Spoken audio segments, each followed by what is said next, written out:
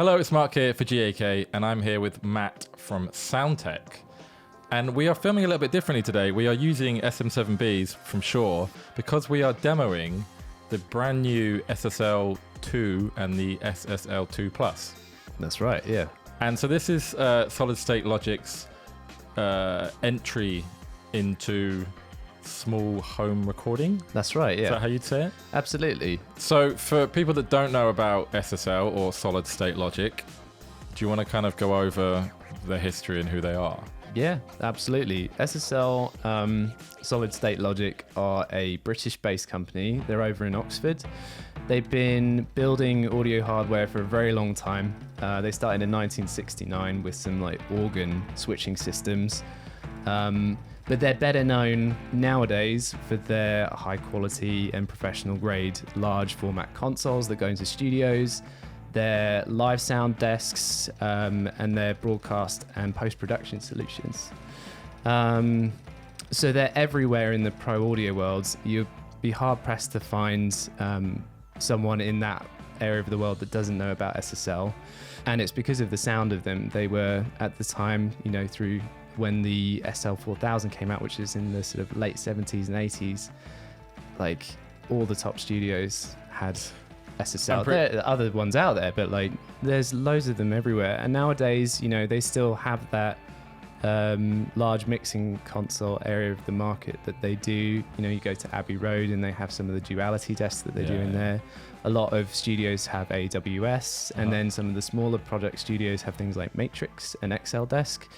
But all of those things are in the professional world. And I think what they've done with these interfaces, and also more recently like the Fusion and the 6, is they've kind of brought a lot of their products to a more accessible area of the market. So more and more people can experience that sound and that kind of joy of the simplicity and the quality of it just in something that you can stick in a rucksack rather than needing a whole studio. And is competitively priced. Yes. So kind of going to hand it over to you because you know all about these beasts. So yeah, let's cool. do it. Well, I mean, you've covered a lot of it already. It's like aimed at like musicians and producers who maybe work on the go or at home. It's small, it's bus powered, so you can just plug it in with USB-C. It comes with both cables, so as you'd expect, but it would come with USB-C. So if you've got one of the newer style laptops, you can plug it into that. Great. Or USB-A for your standard USB that we all know and love. But that gives it enough juice to power the phantom power that's on there. So if you've got a condenser mic or some sort of DI that you need to plug into it, things like Cloud Lifter that a lot of people use with microphones like this, plug straight in, and it's got enough juice to run it just off that one cable. Which is sweet. It's super Very useful because then it means you don't have to lug around an extra power supply, which, is not that big a deal for some people, but I mean, this is just so much easier. It's so much easier to just have one cable that you just plug in, that even if you've misplaced the one that SSL give you, someone is going to have the cable that you need. Mm-hmm. What's just kind of, as I see and think about it, yes. What's the difference between the 2 and the 2 Plus? So the 2 is like a 2 in, 2 out interface. So this is the kind of base model. It's got 2 inputs that you can use for XLR, for line sources, or for instrument. Both have phantom power and their own independent 2-stage gain. And then it's got the 2 balanced stereo outputs, one set of stereo balanced outputs for your monitors. And then it's also got a headphone output with its own individual volume, but that's fed from outputs 1 and 2 from your DAW. So in that sense, it's just your 2 in, 2 out, very straightforward. The 2 Plus uses the same components, but it adds a little bit more. So you've got a set of balanced outputs, but you've also got a set of unbalanced outputs, and it gives you an additional pair of those. So you get outputs 1 and 2, and then you get outputs 3 and 4. So you could plug into like some DJ hardware. Mm-hmm. You could feed 2 sets of monitors, and they would be fed separately from your DAW. Okay. You also got 2 headphone outputs. So this is great for people collaborating. I mean, we could be wearing headphones right now, but we could have our own mixes if we needed to. Yeah, that's useful. So it means that you've got two collaborators who can be monitoring it at once. And like if I was, let's say you were singing and I was recording you, I could have one mix and you could have another mix. Yeah. And then it's also got the MIDI I/O. So for any MIDI hardware that you have, so synthesizers, some pedals have it as well. You can plug it into your computer without using up one of those USB slots. A lot of stuff does have USB MIDI, but like it's just nice to have that extra option. 100%. So you're already using that USB port, you might as well hook up some MIDI stuff to it too. I mean, someone like me does a lot of video and hard drives, and I use my USBs like that. Yeah, they're gone pretty quick, so it's nice just to not take up another one. The big question that I'm wondering that I don't know what it is the 4K button. Okay, so we're using that right now on our voices. Is that's on? Yeah, Okay. it's switched on. So they glow when they're switched on.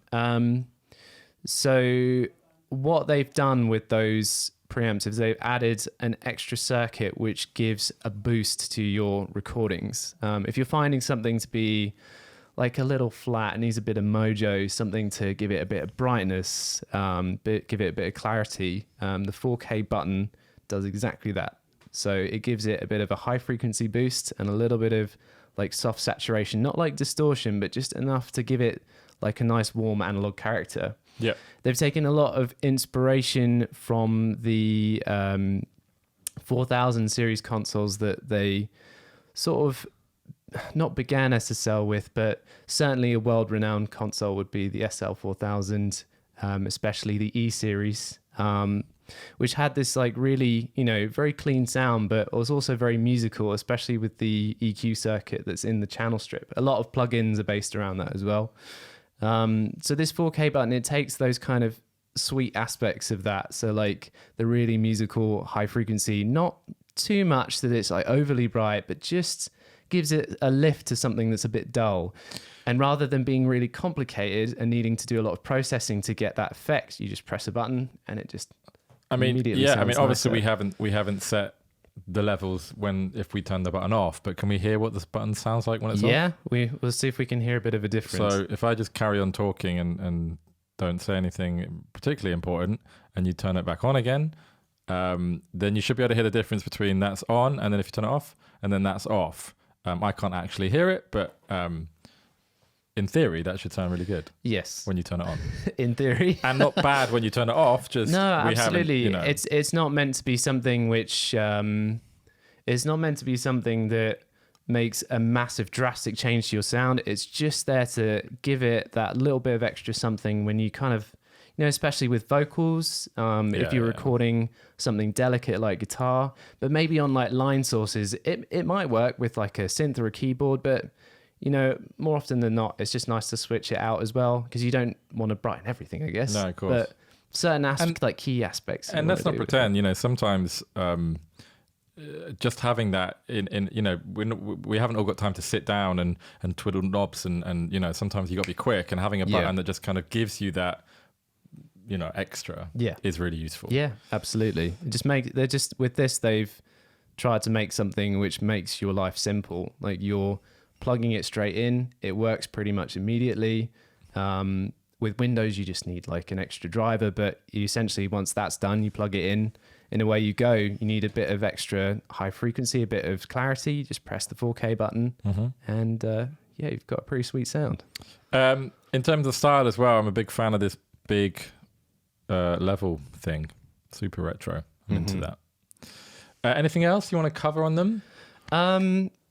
I suppose for one thing, people might want to know how you would monitor with low latency. Obviously, that's a big thing because when you're recording, a lot of the time now computers are fast enough that latency tends to be less of an issue. But as we know, as computers get older, you need to use like a larger buffer size. As soon as projects get bigger, you need to be adding a bit more of like buffer into that system so you get more latency. There are different interfaces out there that have different ways of dealing with this, but the way that SSL2 and 2 Plus do it is they have a monitor mix level control. So you can turn that between the input level and the USB level, so the playback from your DAW system. So essentially, rather than having to route anything to create a no latency monitoring mix in some software mixer, you can literally just go more of me, more of backing track. Great. When you're recording your stuff. What is this coming in at price-wise? So the SSL2 is around sort of 180. Okay. So that's the... So competitive. Yeah, absolutely. And the SSL2 Plus with a few extra features, which we'll go into in a sec, that one comes in around 240. But that, yeah, again, competitive in terms of home recording interfaces. It's a good price. Yeah. And they do the plugin pack that comes with this as well. So as well as getting the interface itself, if you haven't got anything to start with, because sometimes these plugins, they kind of get left by the wayside a little bit, but the SSL production pack that they do is really awesome. The SSL native plugins that they do, they've got the vocal strip and the drum strip. So they're taking kind of like the best parts of SSL channel strips for those particular uses, and then you just have them straight at your fingertips on your DAW. To be able to kind of get like a really good sounding, like if you've got sort of those virtual drums and things, you can give them a bit of flavor. Vocals, you can make them really stand out with these plugins. So you get those two free, but then you also get 6 months of the rest of the suite. So they have like the G series bus compressor, which is seriously good on a mix. You've got the saturator, you've got some EQs and some other compression tools. There's a whole bundle of stuff that you get with it, but then you also get Ableton Live Lite, you get Pro Tools First, some Loop Cloud samples if you need something to kind of. They give you basically a basis to get going. Yeah, so if you're not already into this world of recording, like they cover you for everything that you're going to need. We'll obviously link the product in the description box, and you can see everything it comes with and all the details about it. So that was the SSL2 Plus and the SSL2. Super cool, bringing professional recording into your home. Yeah, bring it in. Matt, thanks for coming in. No problem.